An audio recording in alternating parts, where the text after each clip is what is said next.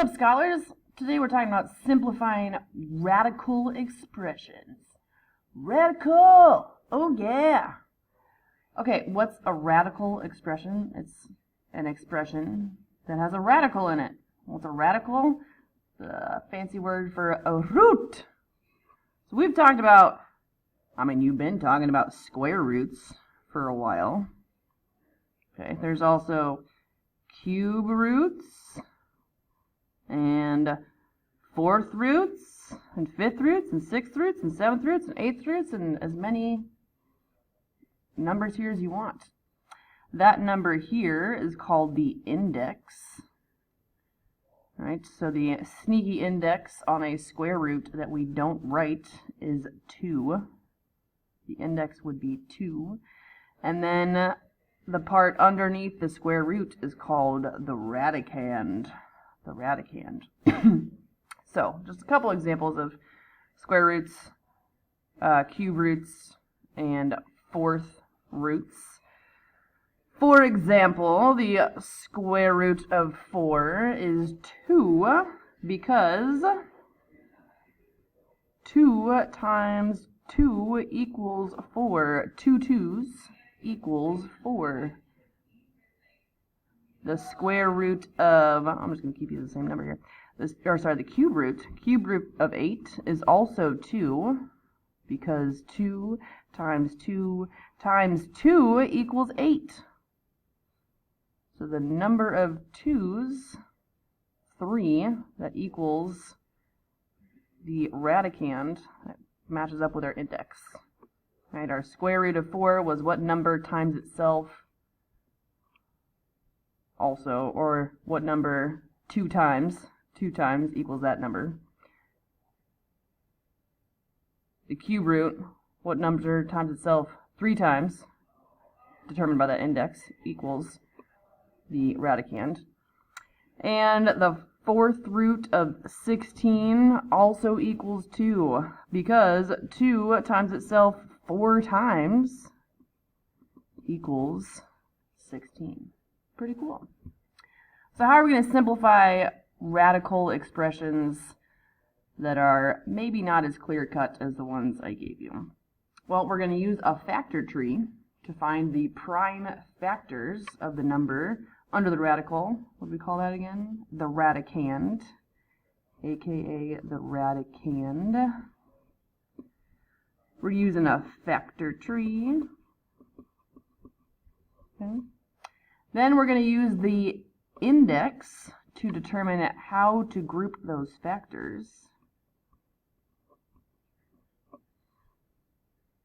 So if we have a square root, we're going to group factors in groups of 2. If we have a cube root, we're going to group factors in groups of 3.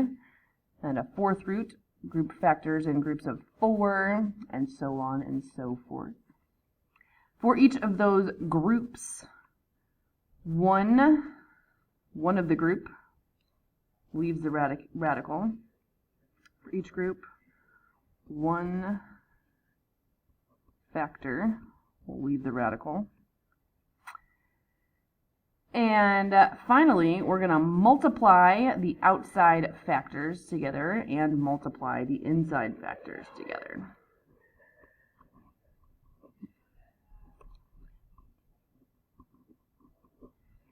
Okay, so first step, factor it. Use the index to tell you how to group those factors. Each of those groups that we circle, one factor will leave the radical. And then we'll multiply all the factors that left on the outside together and all the factors that remain on the inside together. So, for example, we've got the square root of 72. Oh, let's just use our vocab here. Our index is, what number's out here? Well, there's nothing written, so we assume that it's 2. It's a square root. And our radicand is the number 72. Okay, let's do first step first. Let's use a factor tree. 2 numbers that multiply to be 72. How about 8 and 9? 8 we can definitely break down into 4 and 2. I broke it down, so I'm going to cross it off. 4 we can break down into 2 and 2. Broke it down, cross it off. 9 we can break down into 3 and 3. Broke it down, cross it off. Okay, factor tree complete. Now we're going to use the index, which was 2, to determine how to group the factors, meaning we're going to group the factors that are the same number together in groups of 2. So I have 2 3s here. Let's put those suckers together. I've got 2 2s here. Let's put those suckers together. That 2 does not have a pair, so it does not get circled. Cool. We grouped our factors in groups of 2. That's what the index said. Now for each group, one of those is going to leave the radical, meaning we'll take one of these 2s, put it on the outside. One of these 3s, put it on the outside. Who's left over? This 2 here. Maybe I'll draw some arrows for you. You one on the outside. You one on the outside.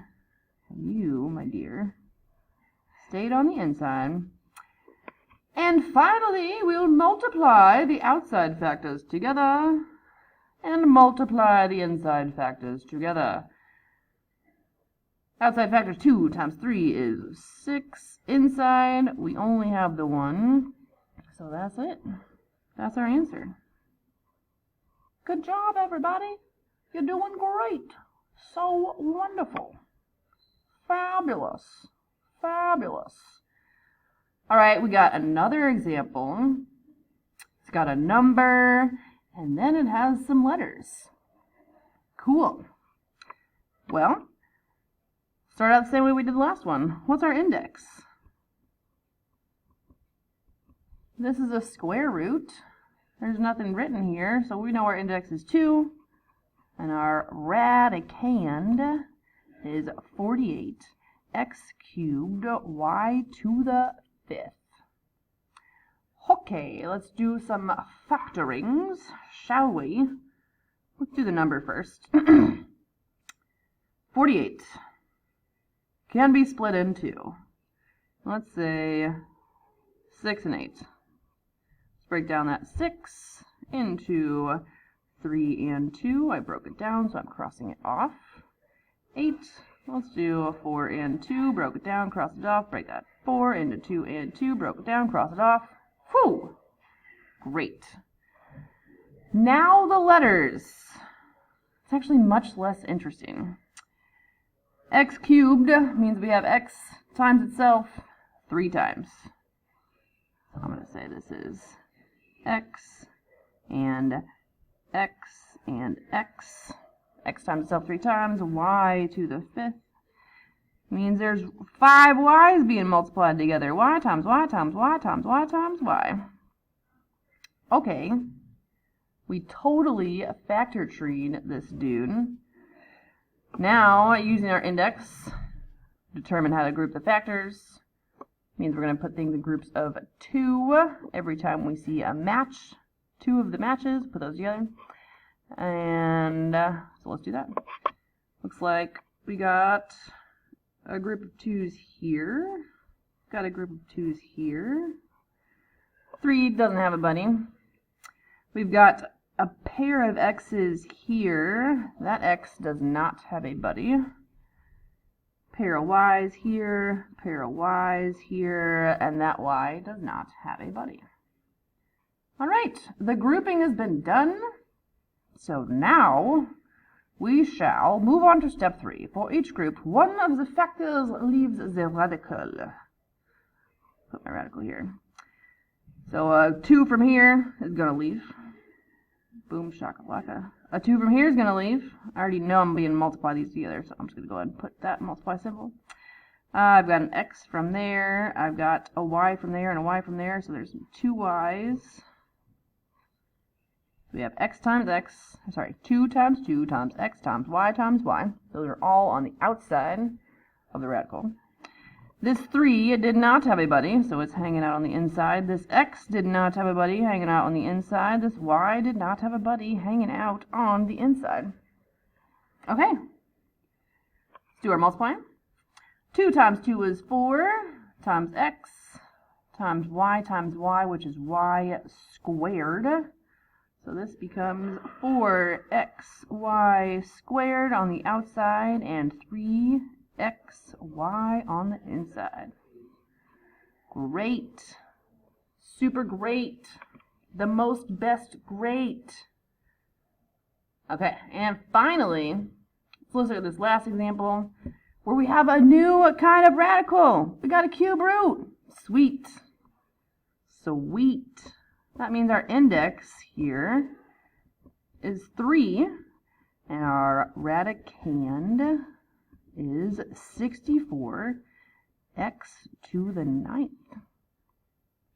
Fabulous. Okay, let's use our factor tree to find our prime factorizations of the number or the expression under the radical. Let's break down that 64 and 8 and 8. And then 4 and 2, and then 2 and 2, and same for you, and same for you. Factored, done. X's, that means we have 9 x's being multiplied together. Boom. X times x times x times x times x times x times x times x times x. 1, 2, 3, 4, 5, 6, 7, 8, 9. Great. Okay. Factored. Now we need to use the index to determine how to group the factors. So our index is 3, which means we need to find groups of 3 that are the same. So if you have a buddy now, it doesn't work. You've got to have a whole group of 3. Whole group of 3. Well, I see a group of 3 2's here. I see a group of 3 2's here. I see a group of 3 x's here, a group of 3 x's here, a group of 3 x's here. Wow! Everybody's in a group this time. That's kind of cool. So now, for each of our groups, one of the factors leaves the radical. Let me put my radical here. I got a 2 that's going to come from this first group. I got a 2 that's coming here. I got an x from here. Got an x from here. Got an x from here. And nobody's under the radical. There's nothing there. I don't even need it. Peace out. Deuces, buddy. Now let's multiply them, and then we're done. What's 2 times 2, y'all? Definitely 4. What's x times x times x? Why, it's x cubed. So that's the cubed root of 64x to the 9th. Great. It's a good time, this stuff. Okay, scholars, that is the end of the simplifying radical expressions notes. Go get them, you bunch of geniuses. Kick butt, scholars.